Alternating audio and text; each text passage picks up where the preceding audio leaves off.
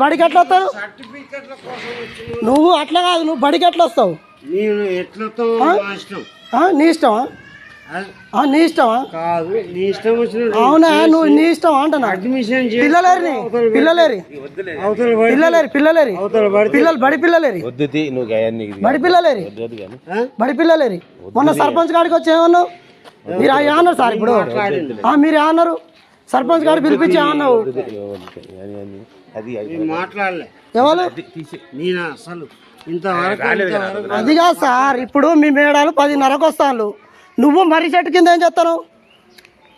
నువ్వు గిట్ల తాగి వస్తా పిల్లలు పడికి వస్తారా? అట్లా కాదు.